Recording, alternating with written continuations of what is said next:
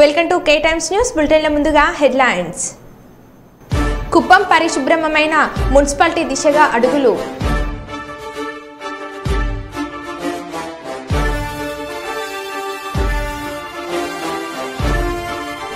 PDSU ఆధ్వర్యంలో Siddipet ఓయూపీజీ college ఎదుట విద్యార్థుల ఆందోళన. హాస్టల్ విద్యార్థులకు భోజన సౌకర్యం కల్పించాలని డిమాండ్.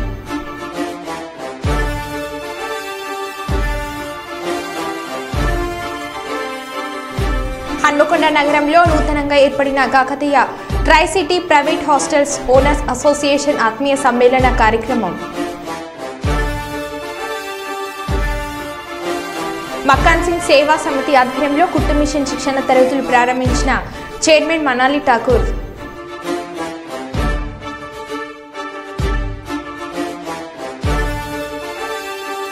ఇక వివరాల్లోకి వెళ్తే, హన్మకొండ నగరంలో నూతనంగా ఏర్పడిన Kakatiya try city private hostels owners association ఆత్మీయ సమ్మేళన కార్యక్రమం హన్మకొండలో నిర్వహించారు. ఈ కార్యక్రమంలో అసోసియేషన్ నూతన కార్యవర్గాన్ని ఏకగ్రీవంగా ఎన్నుకున్నారు.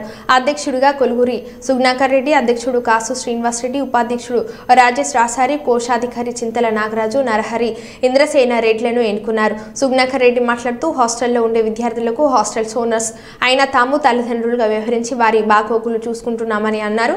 Kakatiya try city private hostels owners association ఆధ్వర్యంలో ఇప్పటి వరకు వందలాది మంది ఉన్నారని, త్వరలో నగరంలో మిగతా హాస్టల్స్ ఓనర్స్ ను సంప్రదించి అర్హులకు సభ్యత్వం కల్పిస్తామని తెలిపారు. ఇంద్రసేనారెడ్డి మాట్లాడుతూ ఈ అసోసియేషన్లో సభ్యత్వం కావాలంటే అసోసియేషన్లో ఉన్న నియమ నిబంధనలు పాటించిన హాస్టల్స్ కు మాత్రమే సభ్యత్వం ఇస్తామని తెలిపారు. హాస్టల్స్ లో ఎలాంటి సమస్యలు ఉన్నా తమ దృష్టికి తీసుకురావాలని, వాటి పరిష్కారానికి కృషి చేస్తామని తెలిపారు.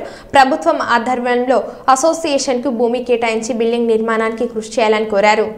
కూడా ఏదో పెద్దగా చేసి కూడా మా పైన అభాండాలు చేస్తే అది చాలా బాధాకరంగా ఉండి మేము ఈ హాస్టల్ అసోసియేషన్ ఏర్పాటు చేసుకొని ఒక బలిష్టంగా దీన్ని ఏర్పాటు చేసి ఆ పిల్లలను మా పిల్లలుగా భావించి వారికి అన్ని సౌకర్యాలు ఏర్పాటు చేసుకొని మేము ఈ అసోసియేషన్ కూడా డెవలప్ చేసుకోవాలనే ఆలోచనతోటి ఒక 100 మంది ఇక్కడ సమావేశం ఏర్పాటు చేసుకొని ఈ Kakatiya try city private hostel association ఏర్పాటు చేసుకొని ఏకగ్రీవంగా ఈ కమిటీని ఎన్నుకోవడం జరిగింది. ఇది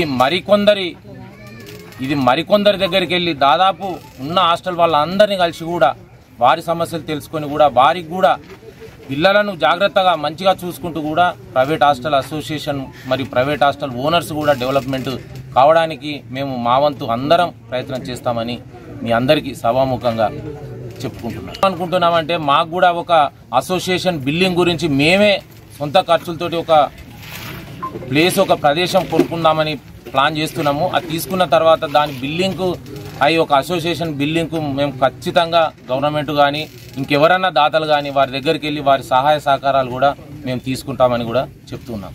సీసీ కెమెరాలు ఖచ్చితంగా ఉన్న వాళ్ళకే మేము దీనిలో అవకాశం ఇస్తున్నాము. ఖచ్చితంగా 9:30-10 గంటల లోపే మ్యాక్సిమం తాళాలు వేసి అవి ఖండించి, ఎందుకంటే మనం తప్పు చేయదు, వాళ్ళు మన పిల్లలుగా భావించి వాళ్ళకు కూడా చాలా సందర్భాలలో కూడా పిల్లలు అలాంటివి చేస్తే కూడా వాళ్ళ పేరెంట్స్కు ఫోన్ చేయడం జరిగింది. మా హాస్టల్స్ కాకపోయినా కూడా బయటి హాస్టల్స్ పిల్లలు రోడ్ల మీద ఉన్నా కూడా చేసి మీ పేరెంట్స్ నెంబర్ ఇవ్వండి అమ్మా, మీరు ఈ టైంకి ఇక్కడ ఎందుకు ఉంటున్నారు, మీ పేరెంట్స్కి తెలుసా అనే విషయాలతో కూడా మేము చాలా ఖండించి వాళ్ళకి తగ్గించే ప్రయత్నం చేసినాం. ఇప్పుడు అలాంటి మ్యాక్సిమం లేకుండా చేయడానికే ఈ అసోసియేషన్ ప్రయత్నం వాటిపైన చర్యలు తీసుకొని అటువంటి రావద్దు ఈ యొక్క పకడ్బందీగా మిగింది. మొన్న జరిగిన విషయాలలో ఆంధ్రజ్యోతి ఒక పేపర్లో ఇచ్చినటువంటి న్యూస్ ఏదైతే ఉన్నదో అది పూర్తిగా ఫేక్ అని మాత్రం మేము చెప్పలేము. సరే, కొన్ని ఉండవచ్చు. రానున్న రోజులలో అటువంటి హాస్టల్ ఏవైనా ఉంటే దానికన్నా మీకంటే ముందుగా మేమే దాన్ని ఎంచుకొని దాన్ని సిపి దగ్గర తీసుకుపోవడమా లేకపోతే పబ్లిక్ దాన్ని తీసుకొచ్చి దాని వ్యవహారం ఏంటో తెలుసుకోవడం అనేది చేసి ప్రతి ఒక్క హాస్టల్కు న్యాయం చేకూర్చేదాకా మేము చూసుకుందామని మాకు సభ్యత్వం ముందు రోజులలో ఒక్కరికి కూడా అన్యాయం జరగకుండా చూసుకునే బాధ్యత మా దగ్గర ఉంటుంది. ఇంకొకటి, ఇప్పుడు జరగబోయేటువంటి విధానాలు కూడా చెప్తున్నాను. ప్రతి ఒక్క హాస్టల్ కూడా గర్ల్స్ బాయ్స్ మధ్యలో పేరెంట్స్ ఈ బిల్డింగ్ హాస్టలే ఆ బిల్డింగ్ హాస్టలే మధ్యలో పేరెంట్స్ ఏదైతే ఉంటారో వాళ్ళకు ఒక చిన్న విజ్ఞప్తి చెప్తున్నాను. వాళ్ళ తరఫున డిస్టర్బెంట్ జరిగేది ఉంటే మా యూనియన్ ఉన్నది, మా దగ్గరికి వచ్చి కంప్లైంట్ చేసుకోవాలి. ప్రతిదీ కూడా ప్రెస్ వాళ్ళ దగ్గరికి పోవడము, సిపి దగ్గరికి పోవడము, సిఐ దగ్గరికి పోవడం చేయడం వల్ల ఇక్కడ ఉన్నటువంటి 350 హాస్టళ్లు డిస్టర్బ్ అయిపోతున్నాయి. మొన్న జరిగిన ఈ ప్రెస్ మీట్ ఏదైతే ఉన్నదో దీంట్లో ఆంధ్రజ్యోతిలో పడ్డ ఏదైతే దానికి గాను ఇప్పుడు మేము చెప్పే ప్రతి ఒక్క హాస్టల్ చెప్పే విధానం ఇది ఒకటే. మనమున్నాము, మన దగ్గర రండి, మన విధానాలు విధి విధానాలు ఇవి ఉన్నాయి, దీన్ని ఫాలో చేయండి. ఇటువంటి వాళ్ళకే మనము యూనియన్లో సభ్యత్వం ఇవ్వడం జరుగుతుంది. ఇది మాకు యూనియన్ సభ్యత్వం ఉన్న వాళ్ళకు కంటిన్యూగా మా రూల్స్ అండ్ రెగ్యులేషన్స్ పాటించిన వాళ్ళకే ఇది ఇస్తాము. మా పాటించని వాళ్లకు ఆ రూల్స్ అనేది వర్తించవు. వాళ్ళను హాస్టల్ యూనియన్ తీసేసి సిపి గారికి అప్పచెప్పడం జరుగుతుంది. భద్రాచలం వద్ద గోదావరి నీటి మట్టం క్రమంగా తగ్గడంతో స్నానాల ఘట్టాల ప్రాంతం మొత్తం బురదమయంగా మారింది. గత కొన్ని రోజులుగా పెరిగిన గోదావరి నీటి మట్టం 3 రోజుల నుంచి తగ్గుముఖం పట్టింది. ఈ రోజు ఉదయానికి గోదావరి నీటి మట్టం 36 అడుగుల వద్ద ప్రవహిస్తుంది. వనరు మట్టి చాలా వరకు పేరుకుపోవడంతో భక్తులు పుణ్యస్నానాలు చేయడానికి ఇబ్బందులు పడాల్సిన పరిస్థితి నెలకొంది. గోదావరి మెట్లపై సుమారు 1/2 కిలోమీటర్ మేర వరుసగా మెట్లపై బురద పేరుకుపోయి ఉంది. మళ్లీ గోదావరి పెరుగుతుందనే ఉద్దేశంతో ప్రస్తుతం పంచాయతీ అధికారులు బురదను శుభ్రం చేయడం లేదు.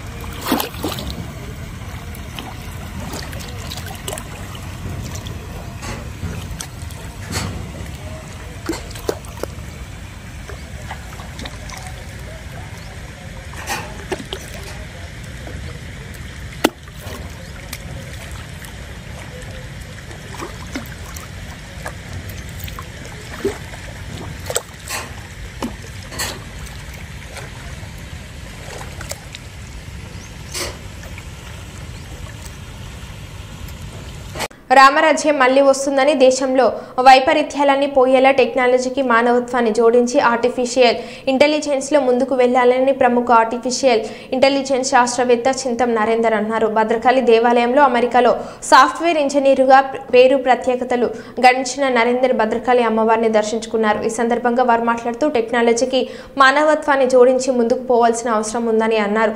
రానున్న కాలమంతా ఆర్టిఫిషియల్ ఇంటెలిజెన్స్ మీదనే ఆధారపడి ఉందని, ఈ రంగంలో పరిశోధనలతో ముందుకు వెళ్తున్నామని, అదేవిధంగా వరంగల్ మీద దృష్టి పెట్టి వరంగల్ యువతకు కూడా చేయూతను అందించాలని ఆశ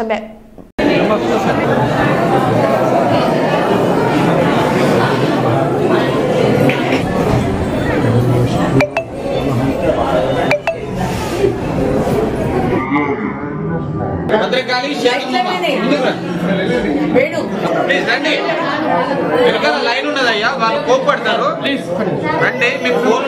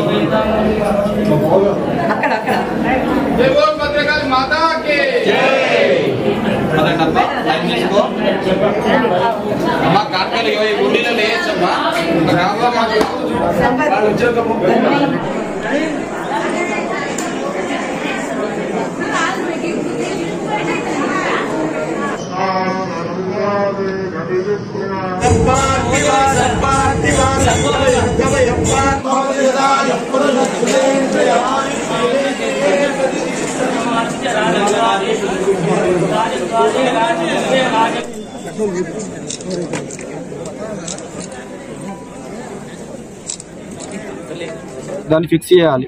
ఆ ఫిక్స్ చేయడానికి వచ్చిందే ఈ AI అనే మహాచక్రం. మణిపూర చక్రం అంటే ఏంటి?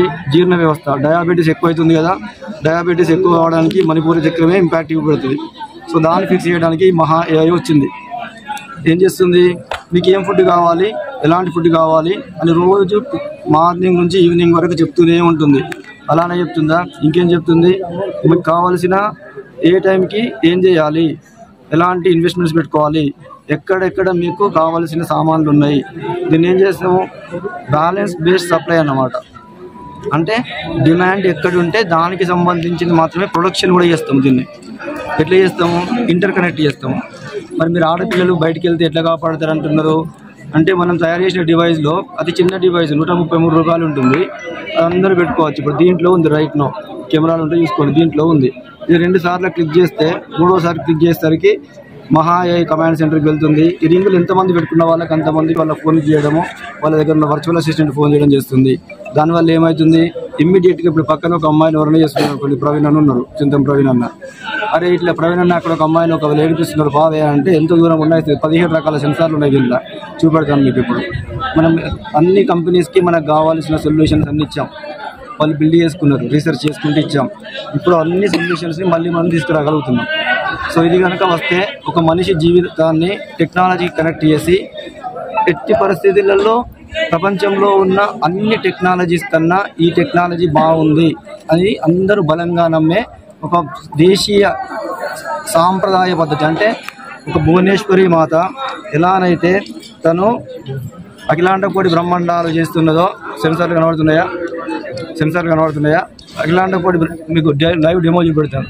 అఖిలాండ కోటి బ్రహ్మాండాలని వెళ్తుందో దాన్ని డీకోడ్ చేసి మనం అట్లనే ఒక మంత్రిని, ఒక పోతిని, వారాహి, ఎందుకు ఒక అమ్మవారిని అష్టాదశ భుజ చండీని అక్కడ ఏర్పాటు చేసుకొని ప్రతి నెల శతచండీ చేసుకొని 12 నెలల తర్వాత ఒక పూజారిని కాశ్మీర్ నుంచి కన్యాకుమారి వరకు ప్రతి ప్రధాన దేవాలయాలు, నదులు, పుణ్యతీర్థాలు దర్శించి మా స్వగృహంలో మక్తపల్లిలో నవచండీ అనే ఒక సంకల్పం చేసుకున్నాము. శ్రీ శ్రీ శ్రీ భారతీ తీర్థ జగద్గురుల వారి పరిపూర్ణ కటాక్షానుగ్రహాలతో వారి చేతితోనే మంత్రాక్షలు ఇక్కడికి పంపించి సంకల్పం చెప్పించి, ఒక 8 గంటల ముందు మనకు ఒక 1000 మంది పూజారులు కావాలి, మనము 1,00,000 చేయాలి అంటే 10 ఆయుధాలు చేయాలి. 10 ఆయుధాలు నవాక్ష వచ్చేసి ఇప్పుడు అమ్మవారి దర్శనాలు చేపిస్తున్నాము. ఏదైతే సుప్రీంకోర్టు ABCD వర్గీకరణకు తీర్పునిచ్చిందో దాన్ని MRPF పక్షాన స్వాగతిస్తున్న 1994లో ఇది మూడి గ్రామంలో మొదలైన ఉద్యమం సుదీర్ఘ పోరాటంలో 30 సంవత్సరాలకు చేరుకుంది. ఈ సుదీర్ఘ పోరాటంలో మందకృష్ణ మాదిగ అలుపెరగని పోరాటంలో ఈ ఫలితాన్ని పొందడం జరిగింది. ఒకరోజు భారతదేశ ప్రధాని నరేంద్ర మోడీ విశ్వరూప మహాసభ అసెంబ్లీ ఎలక్షన్ల ముందు మందకృష్ణ మాదిగ ఆధ్వర్యంలో హైదరాబాద్ పరేడ్ గ్రౌండ్లో జరిగిన బహిరంగ సభకు దేశ ప్రధాని నరేంద్ర మోడీ దిగి వచ్చి మీరు చేస్తున్న పోరాటం న్యాయబద్ధంగా ఉందని, ఈ పోరాటానికి నేను కట్టుబడి ఉండి మీకు న్యాయం జరిగేలా ఉండేలా చూస్తానని ఆ విశ్వరూప మహాసభలో తేల్చి చెప్పడం జరిగింది. ఆ ఫలితమే ఈరోజు సుప్రీంకోర్టు ద్వారా వచ్చిందని మేము భావిస్తున్నాం. మందకృష్ణ మాదిగని మాదిగలు మాదిగ ఉపకులాలు పక్షాన పెద్ద ఎత్తున ప్రధాన మెయిన్ చౌరస్తా గోదార్ఖండ్లో మిఠాయిలు పంచుతూ బాణసంచాలు పేలుస్తూ పెద్ద ఎత్తున అన్ని పార్టీల మాదిగలు పాల్గొని ఎంఆర్పీఎస్ చేస్తున్న సంబరాలలో పాల్గొనడం జరిగింది. ఈ కార్యక్రమంలో ఎంఆర్పీఎఫ్ ఎంపీసీ మడిపల్లి దశరథ మాదిగ ఆధ్వర్యంలో జరిగింది. ఈ కార్యక్రమంలో తదితరులు కార్యక్రమంలో పాల్గొన్నారు.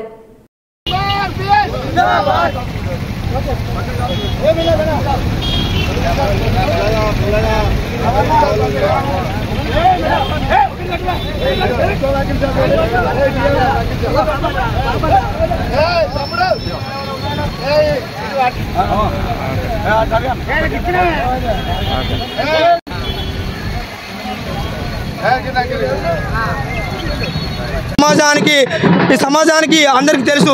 అదే సమాజానికి మందకృష్ణ మాదిగ నేతృత్వంలో జరిగిన ఈ ఉద్యమము ఈరోజు సుప్రీంకోర్టు ద్వారా ఒక సంచలనాత్మకమైన నిర్ణయము ఈరోజు సుప్రీంకోర్టు ఇవ్వడం ద్వారా మాదిగ మరియు ఉపకులాల వారికి ఏబిసిడి వర్గీకరణ విషయంలో న్యాయం జరిగిందనే విషయాన్ని ఈరోజు మాదిగ మరియు ఉపకులాలు అందరూ చాలా ఆనందంగా ఈరోజు దరిదాపు సంబరాలు చేసుకుంటున్న విషయాన్ని గుర్తు చేస్తున్నాము.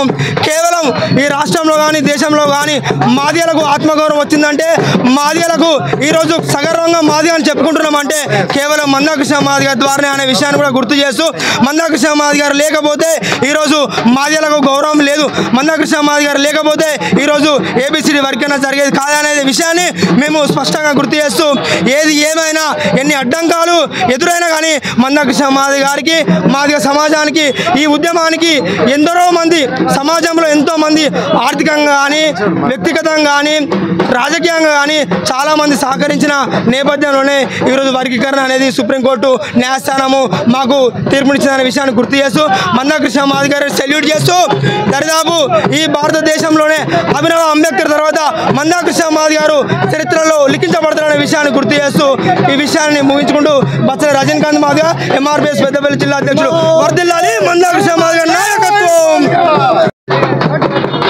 ఏదైతే ఈరోజు సుప్రీంకోర్టు మాకు సుప్రీంకోర్టు తీర్పుకు ఈరోజు మేము స్వాగతం తెలియపరుస్తున్నాం.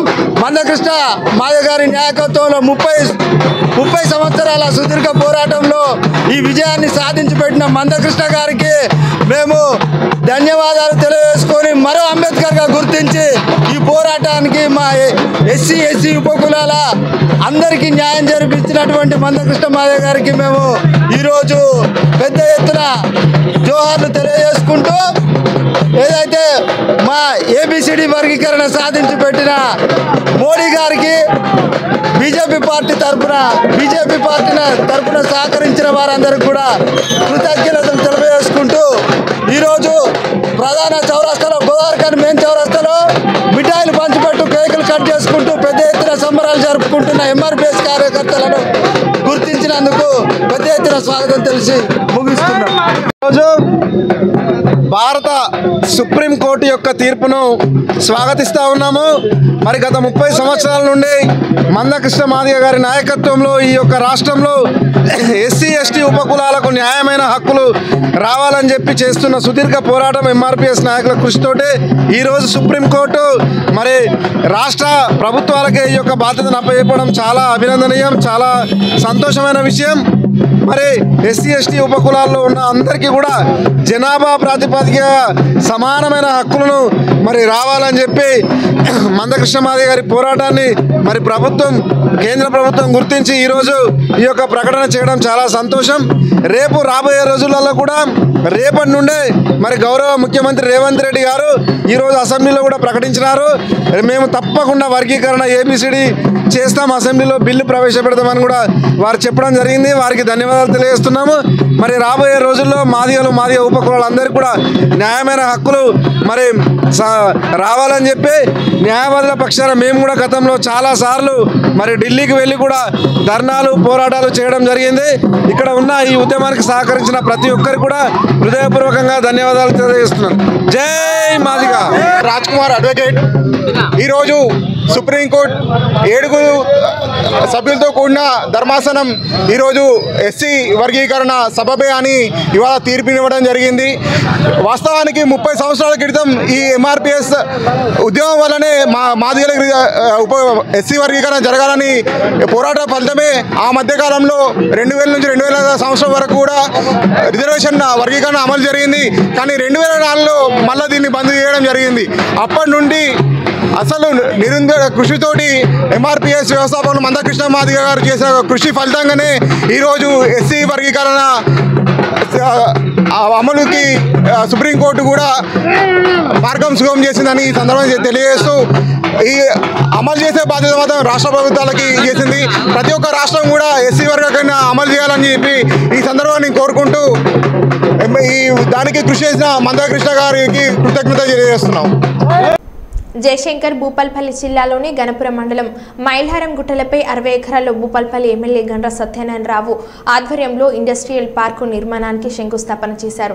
రాష్ట్ర మంత్రులు శ్రీధర్ బాబు, పొంగులేటి శ్రీనివాసరెడ్డి, సీతక్క ఈ కార్యక్రమంలో ఎంపీ కడియం కావ్య, ఎమ్మెల్యే గండ్ర సత్యనారాయణరావు, జిల్లా కలెక్టర్ రాహుల్ శర్మ పాల్గొన్నారు. ఈ సందర్భంగా మంత్రులు మాట్లాడుతూ రాష్ట్రంలోని అన్ని జిల్లాల్లో అభివృద్ధి, ప్రజా సంక్షేమమే లక్ష్యంగా కాంగ్రెస్ ప్రభుత్వం పనిచేస్తుందని, ముఖ్యమంత్రి రేవంత్ రెడ్డి ఆధ్వర్యంలో రాష్ట్రం అన్ని రంగాల్లో అభివృద్ధి చెందుతుందని, రాష్ట్రంలో 2వ ఇండస్ట్రియల్ కారిడార్గా భూపాల్పల్లి జిల్లా అభివృద్ధి చెందుతుందని అన్నారు. నిరుద్యోగులకు ఉపాధి కోసం ఇండస్ట్రియల్ కారిడార్ ఎంతగానో ఉపయోగపడుతుందని తెలిపారు. ఇండస్ట్రియల్ పార్క్ సంబంధించినటువంటి శంకుస్థాపన కార్యక్రమం ప్రభుత్వం అభివృద్ధి ప్రణాళికలకు ముందుకు సాగుతున్నది. పారిశ్రామిక ఉన్నతి, మౌలిక సదుపాయాల అభివృద్ధి, భూసేకరణ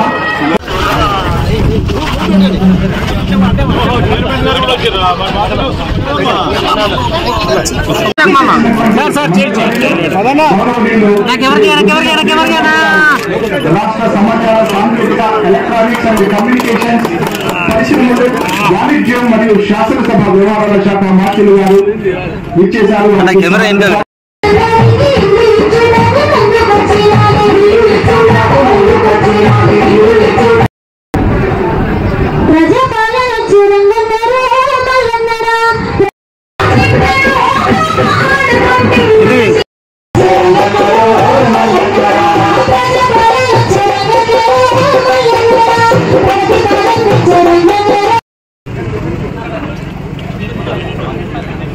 మా నిర్మలక్క గారికి, నిర్మల మా సోదరుడు పోలీసులో పనిచేసి రిటైర్డ్ అయి ప్రజల్లో సేవకుడిగా పనిచేసిన శాసనసభ్యులు నాగరాజు గారికి, అదేవిధంగా మంత్రి వర్యులకు అందరికీ ఘనంగా యజమానులతో సన్మానించేటువంటి కార్యక్రమాన్ని మీరందరూ చిత్రీకరించారు.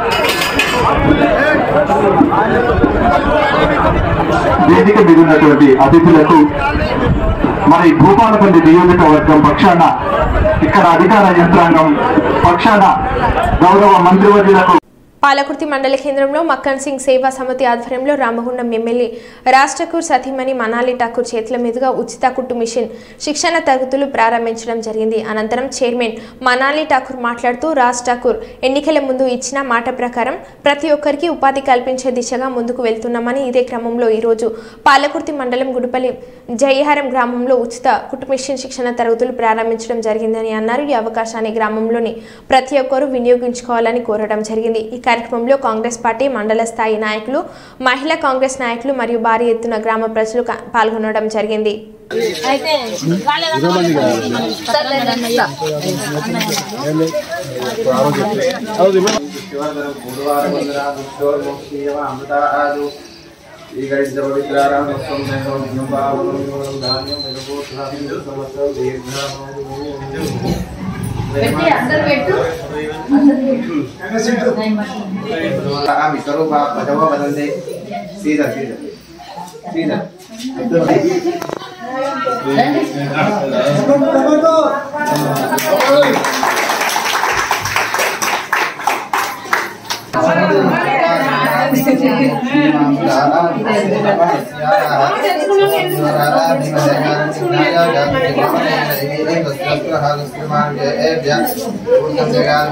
అందరు ఆడలు రండి తల్లి, రండమ్మా రండి, మీదే సెంటర్ రండి.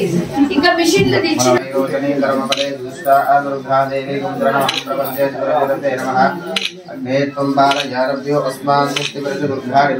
ఆడోళ్ళని అందరు రమ్మని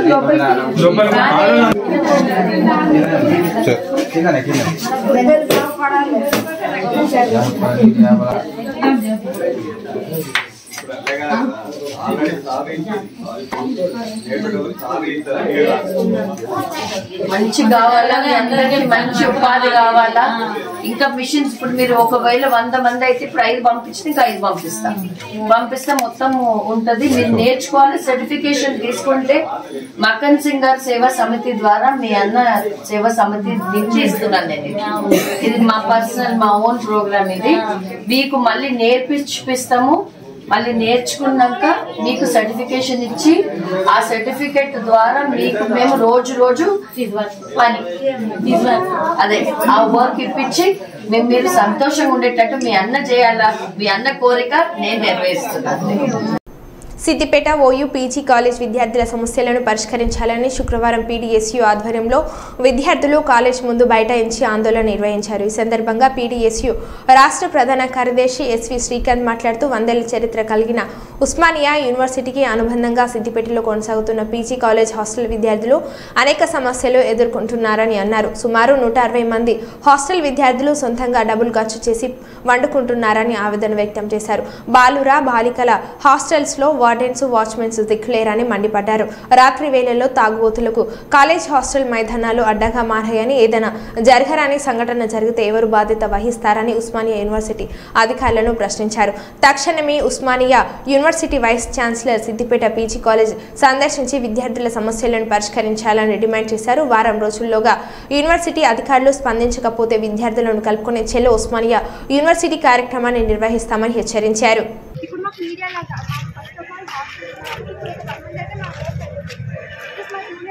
ఇప్పుడు ఆ హాస్టల్ వైపు ఉపయోగపడుతుంది. హాస్టల్ వైపు ఖచ్చితంగా మాకు రావాలి, లేకపోతే హాస్టల్స్ ఉండి ఏం లాభం, మీకు ఇక్కడ ఎందుకు ఉండాలి, ఇంత ఇబ్బంది పడుతుంది. మళ్ళీ పక్కన బాయ్స్ వస్తుంది, మాకు ఒక సెక్యూరిటీ ఉండదు. ఒక అతను వచ్చి ఎప్పుడు 7 o'clockకి 7:30కి వచ్చి లాక్ వేసుకొని పోతాడు. ఇప్పుడు కేర్ టేకర్ ఒక అమ్మాయి, ఒక ఆంటీ ఉంది, కానీ ఆమె లాక్ వేసుకుంటుంది. ఒక పర్ఫెక్ట్ సెక్యూరిటీ అనేది వాచ్మెన్ లాగా ఎవరు లేదు. ఇప్పుడు మేము ఇట్లా మాట్లాడిన వాళ్ళని టార్గెట్ చేసి మాట్లాడుతున్నారు కాలేజ్ లోపల. చాలా ఇబ్బంది అవుతుంది.